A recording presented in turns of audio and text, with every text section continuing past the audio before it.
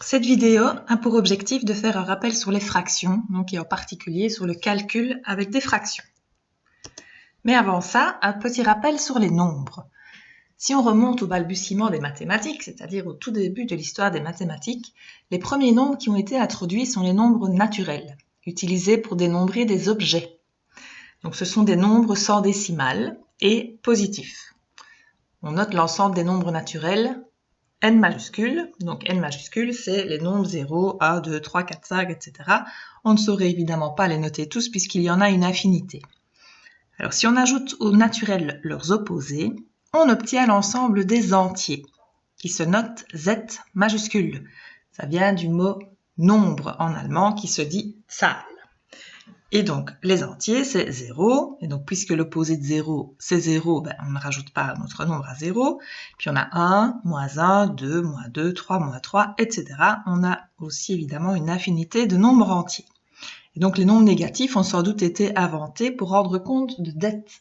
Donc, lorsque quelqu'un devait de l'argent à quelqu'un d'autre, les comptables le notaient, et donc sous forme de nombres négatifs.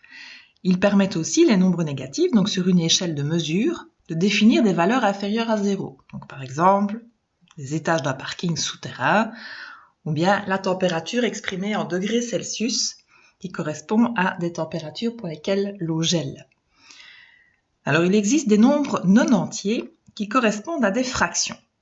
On les utilisait sans doute au départ pour mesurer le temps comme portion d'heure, ou bien dans d'autres contextes. Et donc, une fraction, c'est aussi un nombre dont le développement décimal est limité ou illimité et périodique. Donc, par exemple, le nombre 0, 3, 3, 3, 3, 3, 3, 3, c'est un nombre dont le développement décimal est illimité, mais il est périodique puisque c'est tout le temps un 3 qui revient. Et ce nombre, il correspond à la fraction 1 tiers. On a aussi comme autre exemple 2,54, ça c'est un nombre décimal dont le développement est limité. Et lui aussi, il peut être écrit sous forme de fraction, puisque c'est 250 centièmes, ou si on simplifie, 127 cinquantièmes. Alors, les nombres qu'on peut écrire sous forme de fraction, ça s'appelle des nombres rationnels, et l'ensemble des nombres rationnels se note avec un Q majuscule. Alors, il existe des nombres qui ne sont pas rationnels, donc on les appelle les nombres irrationnels.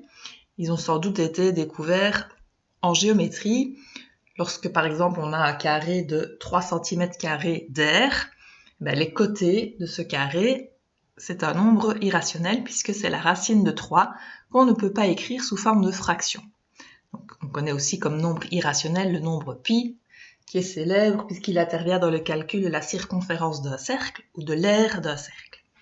Et donc, si on réunit tous ces nombres, les rationnels et les irrationnels, on obtient l'ensemble des réels qui se notent avec un R majuscule. Et donc, si on place tous ces nombres dans l'ordre croissant, eh bien, on peut les représenter sur un axe qui correspond donc à l'axe des réels. Alors, il y a encore d'autres nombres que les nombres réels, mais c'est une autre histoire. Alors, opérations entre les nombres. Donc, on a 4 opérations de base qui sont l'addition, la soustraction, la multiplication et la division. Et on peut aussi ajouter comme opération le calcul d'une puissance ou le calcul des racines carrées. Ici, on va s'intéresser aux 5 premières des opérations, donc on va laisser les racines carrées de côté et on va revoir ces opérations dans le cadre des fractions. Alors, pour rappel, donc, quand on écrit une fraction, on exprime en fait le résultat d'une division. Donc, par exemple, 5 divisé par 2, ça s'écrit 5 demi, et donc ça vaut 2,5. Donc, c'est la réponse d'une division. Et le nombre au-dessus de la barre des fractions, il s'appelle le numérateur, et celui qui est en dessous s'appelle le dénominateur. Alors, premièrement, il est possible dans certains cas de simplifier des fractions, parce qu'un même nombre, ça peut être le résultat de plusieurs divisions. 2, c'est la même chose que 2 divisé par 1, c'est la même chose que 4 divisé par 2, 6 divisé par 3, etc.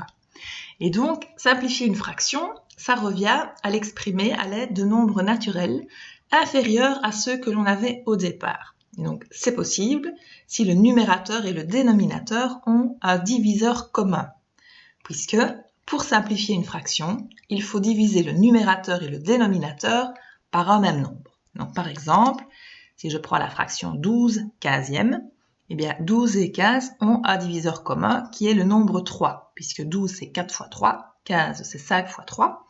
Et donc, pour simplifier la fraction, je divise 12 et 15 par 3 et j'obtiens donc comme nouvelle fraction 4 cinquièmes, donc qui est une fraction équivalente à 12 quinzièmes, mais simplifiée.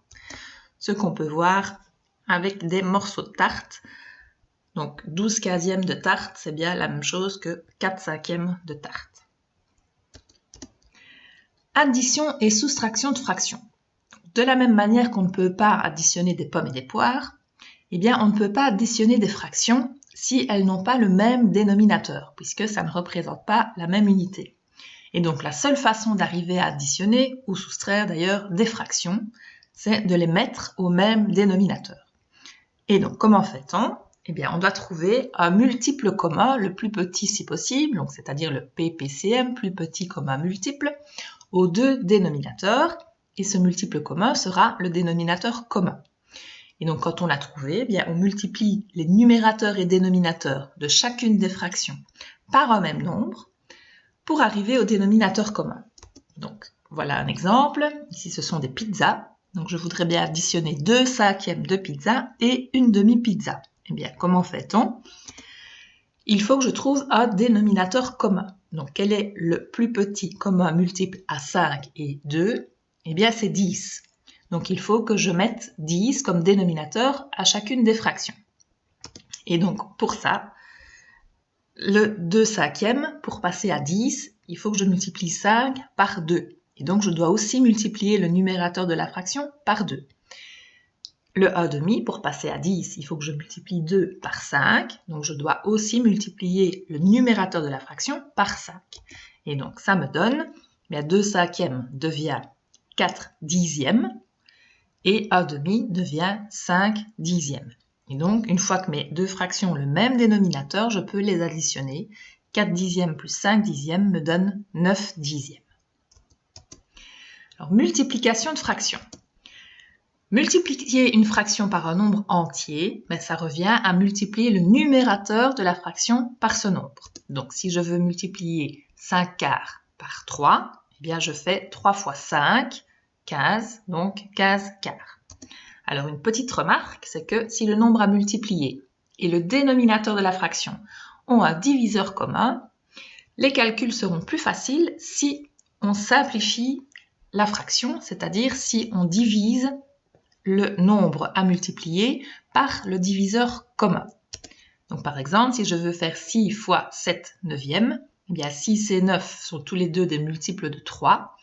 Et donc, je vais diviser 6 par 3 avant de faire la multiplication.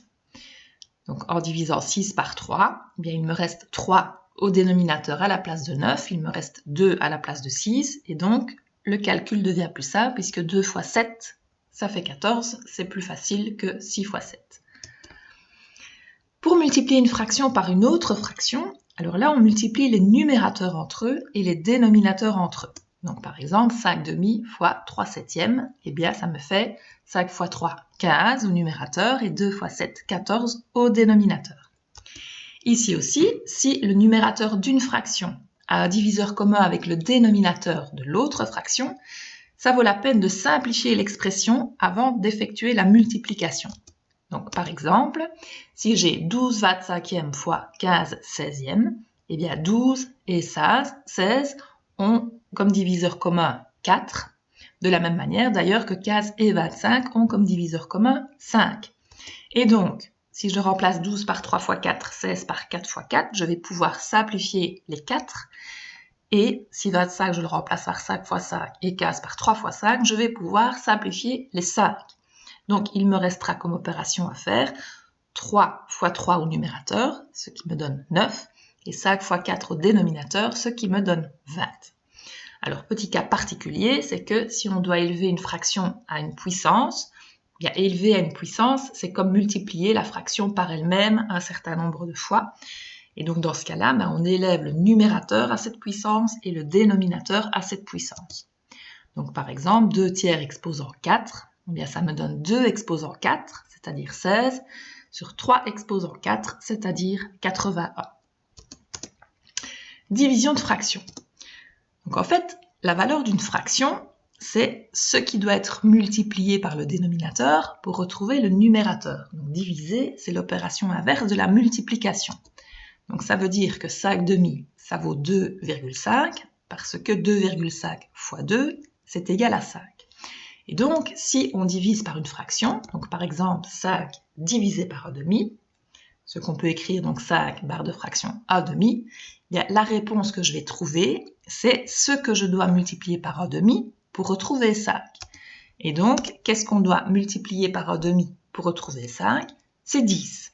Donc en fait, la réponse de la division par une fraction, c'est ce qu'on trouve en multipliant le numérateur de la fraction par l'inverse de la fraction qui est au dénominateur. On parle aussi de fraction renversée. Donc, diviser par une fraction, c'est multiplier par la fraction renversée.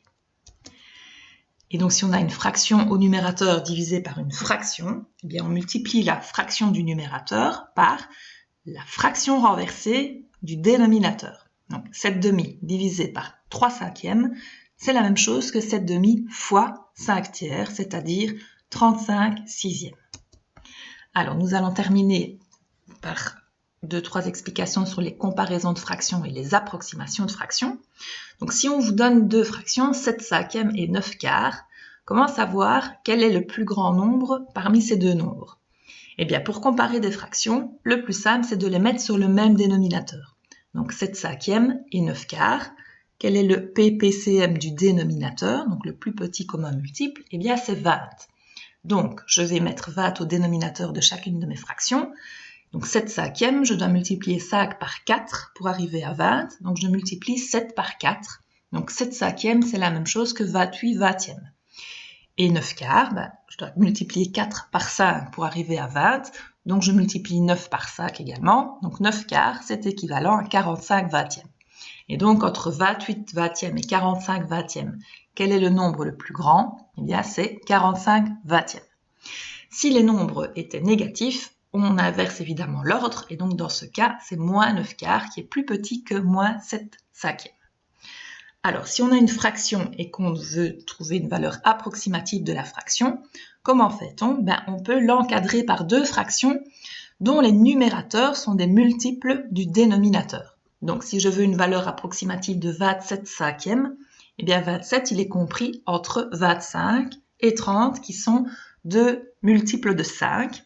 Donc, 27 cinquièmes est compris entre 25 cinquièmes et 30 cinquièmes. Et donc, 25 cinquièmes, puisque 25 est un multiple de 5, ça me fait 5. 30 cinquièmes, ça me fait 6. Et donc, je sais que 27 cinquièmes est compris entre 5 et 6. Voilà, ça en est fini pour les rappels sur les fractions.